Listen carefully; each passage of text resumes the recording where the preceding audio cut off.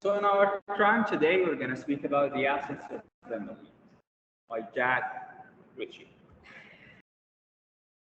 The excerpt starts by, when I married my second wife, Emily, I went to live in her house in Northern California. It is a big house with a lot of land around it, just outside the small town.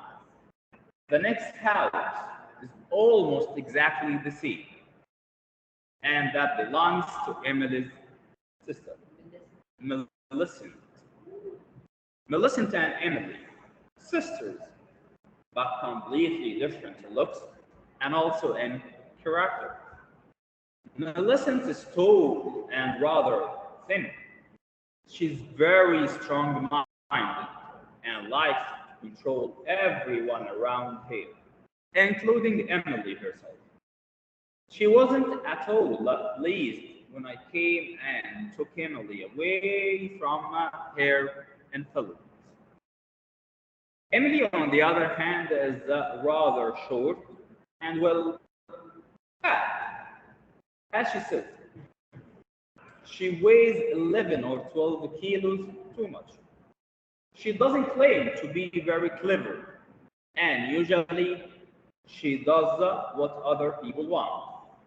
Not always, though. For 3 weeks now, Emily had been away. For 3 weeks now, Emily had been away. Never prejudge. Thinking I already saw it. Never, She got to Egypt. never prejudge. Perhaps. For 3 weeks now, Emily had been away. Perhaps she has gone to an institution to lose weight, or she went somewhere else, or perhaps kidnapped, killed. Who knows? But Millicent, on the other hand, had been watching me closely. She was with me now, drinking coffee in our sitting room. Yes? Me here. Now we have three characters so far: Emily, Millicent, and Emily's husband. Emily's husband is the one who's speaking now, the protagonist in our story. While she was sitting drinking coffee with me in our sitting room, the telephone rang and I answered it. Yes? Hello, dear. This is Emily. Emily, what's your surname? Oh, really? Dear Emily, you're right. I'm sorry. You must have a wrong number. But I put the telephone down. Millicent was watching me. You look as white as a sheet. You seem frightened. Shut up. Who tells you? Ah, it was the wrong number. Millicent drank some coffee. Oh, Albert. I thought I saw Emily in town yesterday. But that's not possible. Of course it's not. Emily is in San Francisco. Yes. But where in San Francisco? Millicent asked. She didn't say. She's visiting some friends. Emily doesn't have any friends in San Francisco. I know all her friends. When will she be back?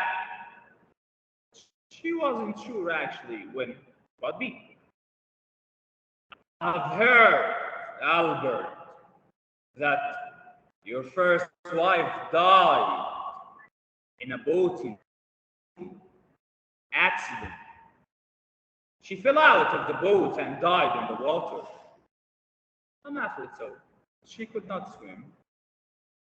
And you were the only witness to the accident?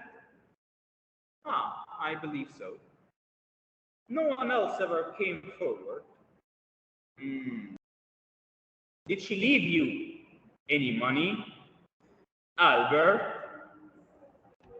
That's nothing to do with you, Millicent. None of your business. In fact, Sunita, my first wife, had $50,000.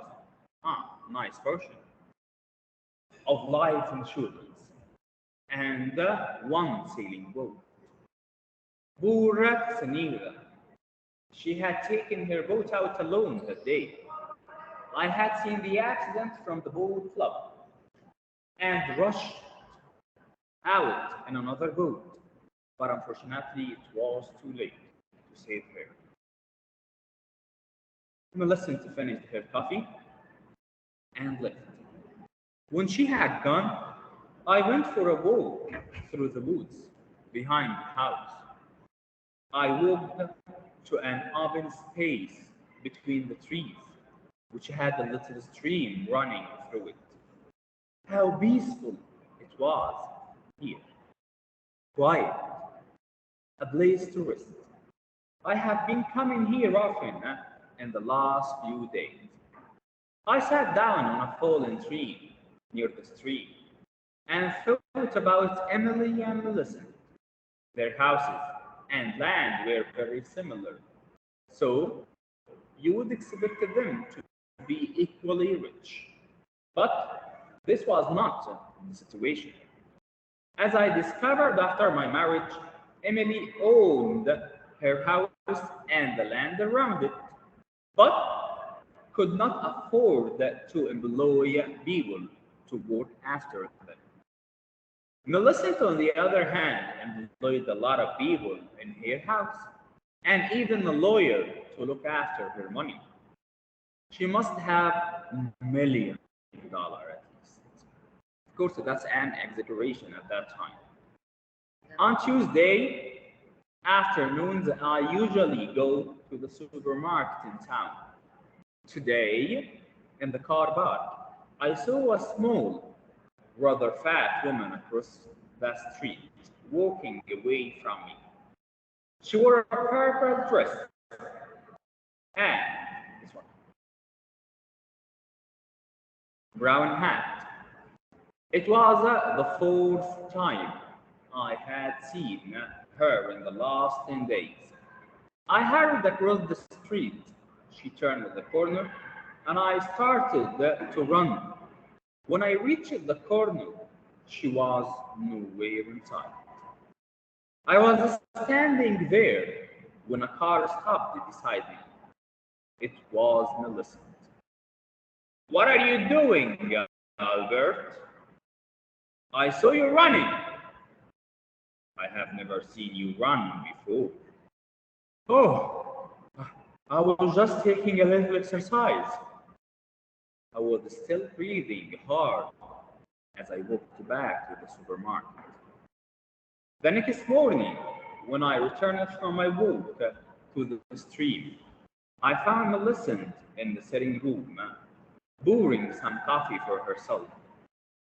I had been in the bedroom looking at Emily's clothes.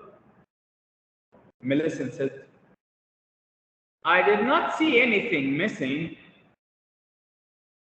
Why should anything be missing? Had there been a thief in the house? Don't tell me that Emily went off to stay with friends in San Francisco without any luggage. She had luggage, though not very much. What was the wearing? What was she wearing when she left? I do not remember, I said. That evening, as I prepared for bed, I looked inside Emily's cupboard. What could be done with her clothes? Perhaps should give some away. Why? I woke up at 2 in the morning. Bright moonlight was shining on my face. I dressed and went out to the hut in the garden. I needed something for digging a hole. I chose a spade with a long handle, put it on my shoulder, and began walking to.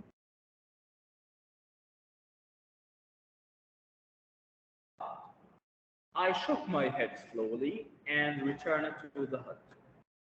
I put the spade away and went to the bed. The next morning, the Millicent came to see me while I was having breakfast. She brought in the Morning Post, which had just come. It included one small blue envelope addressed to me. The writing seemed familiar. The postmark was our local town. I opened the envelope and pulled out a sheet of paper. Inside the envelope, dear Albert, I miss you so very much. I shall return home soon, Albert. Soon. Emily as a signature.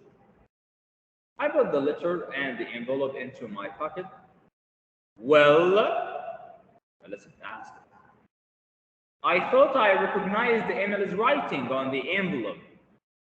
Did she say when she'll be back? That is not Emily's writing. It's a letter from my aunt in Chicago. I didn't know you had an aunt in Chicago. Don't worry, Millicent. I do have an aunt in Chicago. That night, yeah, Millicent is Emily's sister. That night, I was in bed, but awake. When the telephone beside me rang, hello, my sweet. This is Emily. Yes. You asked. No, that's Albert, not Emily. You're not Emily. You are someone else. Don't be silly. Was it me, Emily? You can't be Emily. I know where she is, and she couldn't telephone at this time of night.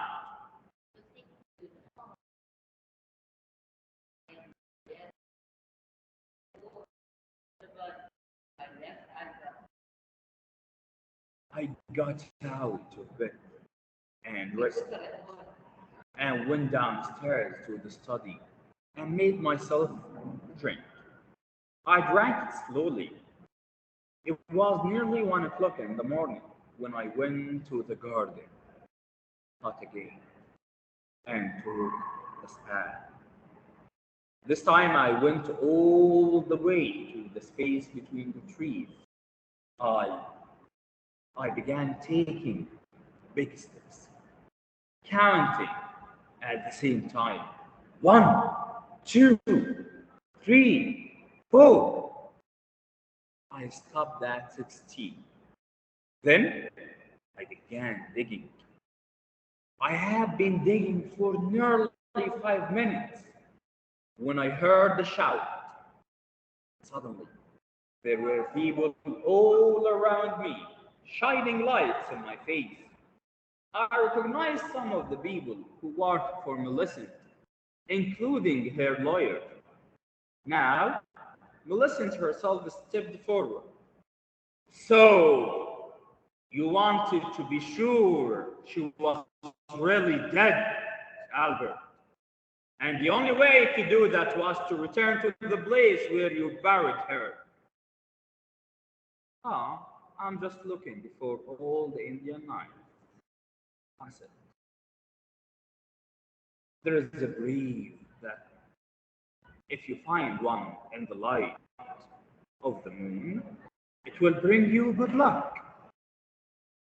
Millicent took no notice of this. She pointed to some people I did not know. There are private detectives, she said. They have been watching you 24 hours a day ever since I suggested what really happened to Emily. She pointed at a small, rather fat woman. That's Mrs. Macmillan. She was the woman in the purple dress, and she copied Emily's writing. And this is Peters, Mrs. Peters. She's a good at copying voices, and she was the voice of Emily you heard on the telephone. There were also two detectives who had brought her own spade. Now they began digging in the hole which I had started. We knew you were getting worried, Albert, said Melissa. You almost dug her up last night, didn't you? But then you changed your mind. That was lucky, because last night I did not have so many people to watch you. Tonight, we're ready and waiting. The detectives dug for about 15 minutes and then paused for a rest. This ground is very hard, said one. They went on digging until the hole was 2 meters deep. Nothing has been buried here, said the other. The only thing we found was an old Indian knife. This is the Victim Hotel. I smiled at Millicent. What makes you think I buried Emily? I left them and returned home.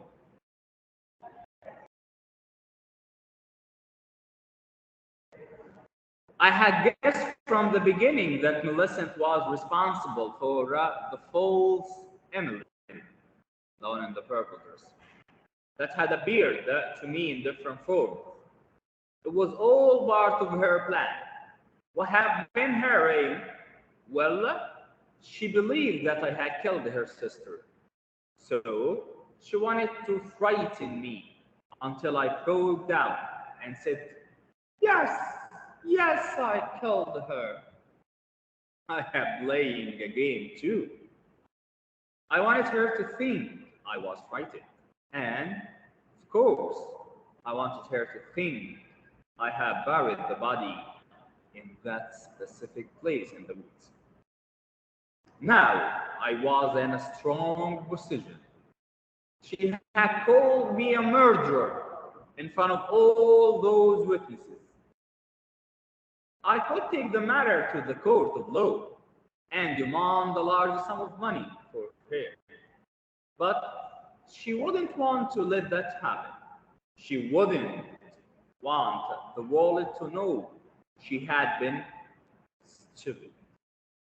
She would prefer to pay those people to keep silent. Would that be possible?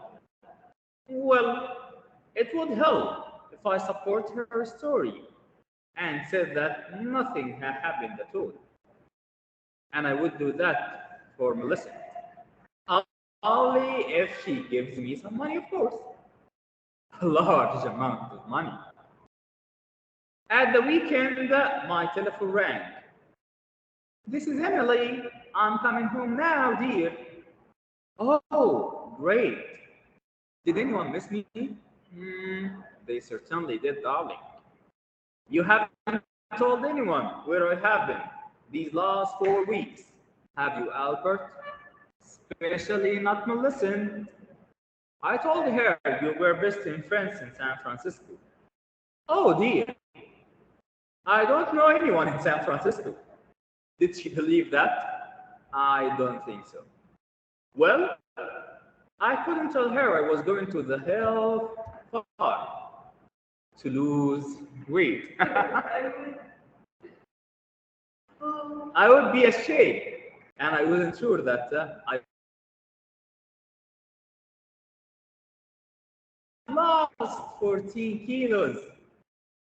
My figure must be as good as Smith is now. Well, since they asked me then. Well done, Emily. That's great. Why is Emily jealous of my first wife? Hello, how are you? They each have their place in my heart. Yes, but now none of my clothes will fit me. I'll have to get a lot of new clothes. Do you think we can afford it, Alfred? Ha! We can, with some help of Melissa. So my dream means My prejudgment is correct. Yes, your prejudgment It's correct. I know it. was 2 ways to lose some weight